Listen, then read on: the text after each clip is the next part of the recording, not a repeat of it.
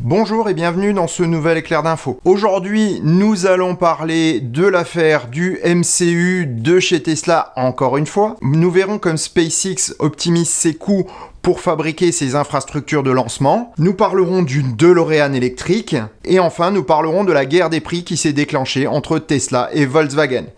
Vous retrouverez également toutes ces rubriques dans le chapitrage qui se trouve sous la vidéo et en description, comme d'habitude. Toutefois, avant de commencer et même avant le générique, je suis très impatient de vous annoncer qu'à Contresens, le film va passer sur la chaîne du service public belge Typique, anciennement la 2. Donc tous nos amis belges vont pouvoir regarder cette émission gratuitement. La diffusion se fait le soir de la sortie de cette vidéo présente, donc le 26 janvier à 20h30. En plus, on pourra voir en rediffusion à Contresens sur le site Ovio RTBF. David m'a gentiment donné le lien, je vous le mets dans la description. Voilà. Encore merci à Philippe, Fabrice et David de m'avoir informé très rapidement sur cette diffusion en Belgique, et merci à nos amis belges. Espérons qu'Arte fera de même.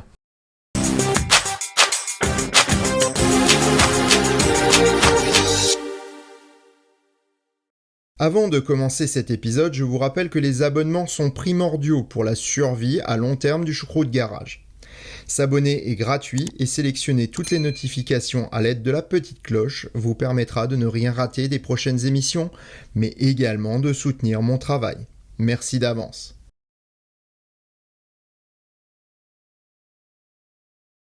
Suite de l'affaire MCU1 chez Tesla. La semaine dernière, je vous parlais des soucis de l'ordinateur d'infotainment Tesla et d'un rappel éventuel des autos. J'appelais de mes vœux une réduction tarifaire pour le passage au nouveau système à un prix réduit pour nous autres, clients de la première heure de la marque. Eh bien, il faut croire que Tesla nous a entendus, puisque le prix de l'opération de rétrofit vient de passer de 2500 à 1500 $. Baisse qui sera répercutée en Europe, bien sûr. Le tarif comprend la pièce, mais également le montage et le déplacement si l'intervention est faite par un ranger. Le temps d'intervention est de 30 minutes à 1 heure en fonction des conditions. Je pourrais arrêter là cette news, mais je pense qu'il y a autre chose à en dire, car les équipes d'Elon Musk ne font jamais les choses à la légère. Ils savent que même si les MCU1 ne lâcheront pas tous en même temps, ils vont avoir besoin d'assez de pièces de rechange dans les années qui viennent. Refaire fabriquer des cartes électroniques risque d'être compliqué, car certains composants ne sont plus fabriqués. Or, Tesla a déjà réparé et réinstallé des cartes usagées MCU1 dans des autos après la découverte de la panne. En plus, en rendant le MCU2 plus accessible, plus de clients pourront passer au nouveau système et aux fonctionnalités supplémentaires qu'il offre. Tesla va donc engranger des cartes MCU1 qu'ils vont pouvoir réparer. La disponibilité de ces cartes remanufacturées en sera améliorée et les clients pourront disposer très rapidement d'une réparation en cas de souci. Une grande disponibilité des pièces et un service après-vente en plein essor permet à tout client victime de la panne d'être pris en charge de manière quasi instantanée. Puisque les pièces sont disponibles et la réparation rapide, plus besoin de rappel des autos, car, encore une fois, moins d'1% des voitures sont concernées. Et c'est ainsi que Tesla répond de manière innovante et pragmatique à une situation qui aurait pu être problématique. Ou pas. D'ailleurs, avec un tel pourcentage de panne, s'il ne s'était agi de Tesla, personne n'en aurait parlé, car une telle fréquence est considérée normale dans les marques traditionnelles, qui nous ont habitués à des réparations coûteuses non prises en charge. Et ce, parfois sur des éléments bien plus dangereux qu'une simple panne de GPS ou de radio. On verra ce que les autorités américaines en penseront.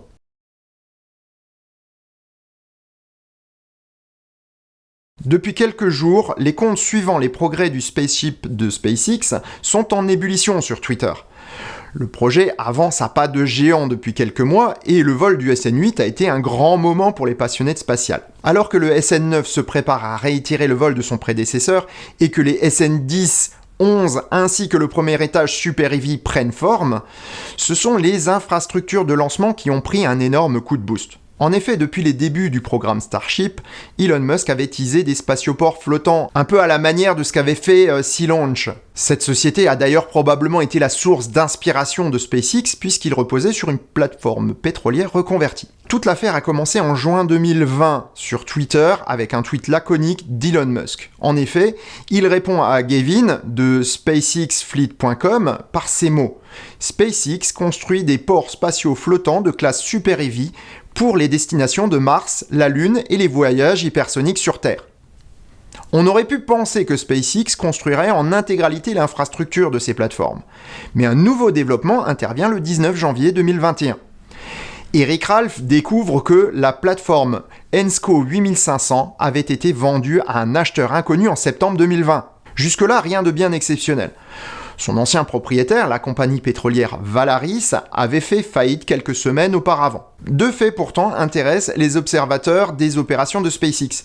Le premier est que la plateforme se trouve exactement à l'endroit choisi par SpaceX pour développer ses opérations offshore. Mais également parce que la plateforme a changé de nom. Cette plateforme s'appelle désormais Deimos, nom d'une des deux lunes de Mars. En fouillant un peu, une seconde plateforme du même propriétaire a également été achetée et son nom changé en Phobos, seconde lune de Mars.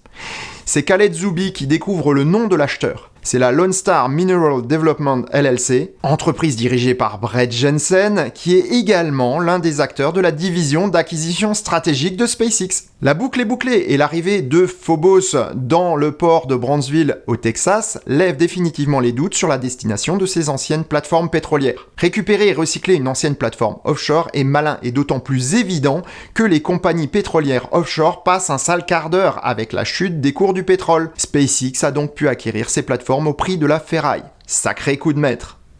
À suivre avec le plus grand intérêt.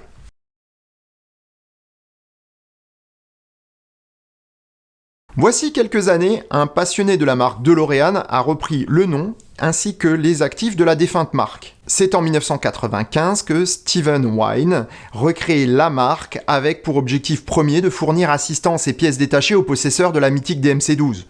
Puis, de fil en aiguille, Wynne se retrouve à créer des kits d'amélioration pour l'auto, tant au niveau mécanique, carrosserie ou intérieur. L'échelon suivant a été logiquement la refabrication de pièces introuvables sur le marché de l'occasion. Cette activité s'est si bien développée qu'il ne manquait que peu de pièces pour reconstruire totalement des autos entièrement neuves. Il y a 5 ans, les autorités américaines ont voulu faire voter une nouvelle loi sur la production automobile en petite série, poussée par de nombreux acteurs souhaitant faire revivre d'anciennes voitures mythiques remises au goût du jour. Pourtant, le chantier législatif a été plus long que prévu. En 2012, Wynne avait déjà présenté une DeLorean électrique qui avait été très bien accueillie, mais prévoyait dans un premier temps qu'une version essence, basée sur un moteur moderne. Aujourd'hui, le moteur prévu ne permet plus de répondre aux normes environnementales, et Wynne se tourne logiquement vers la version électrique, plus facile à produire et à homologuer. De plus, la voiture électrique étant dans l'air du temps, ce serait une formidable opération de communication pour lancer la production en petite série. La voiture sera plus véloce que son ancêtre, largement plus fiable, mais son prix promet d'être très élevé. Toutefois, il n'y a aucun doute que la production trouvera preneur sans souci. Encore une fois, à suivre passionnément.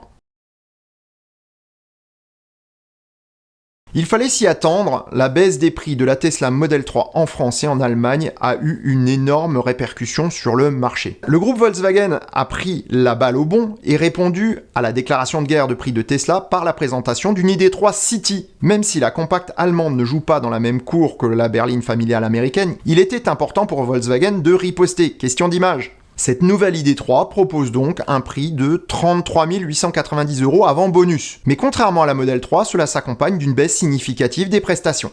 L'auto est basique dans son équipement et la baisse de coût a été surtout permise par l'adoption d'une batterie de plus petite taille. Avec 45 kWh au lieu de 58, c'est bien moins qu'une Zoé ou une 208. Comme d'habitude chez les constructeurs allemands, c'est à coup de packs et d'options payantes qu'on pourra avoir une auto décemment équipée, ce qui relèvera le prix quasiment au niveau de celui de la Tesla. Pour autant, Volkswagen aurait-il pu faire autrement ? Eh bien non, clairement. N'ayant pas la technologie pour produire des batteries à coût aussi bas que Tesla, et n'ayant optimisé aucun maillon de sa chaîne de commercialisation, l'Allemand traîne un boulet concurrentiel.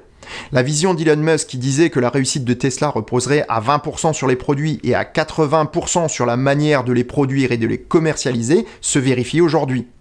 On saluera pourtant la volonté du constructeur allemand de prendre le train en marche, alors que la majorité des constructeurs occidentaux préfèrent garder la tête dans le sable en attendant de disparaître ou de se faire racheter.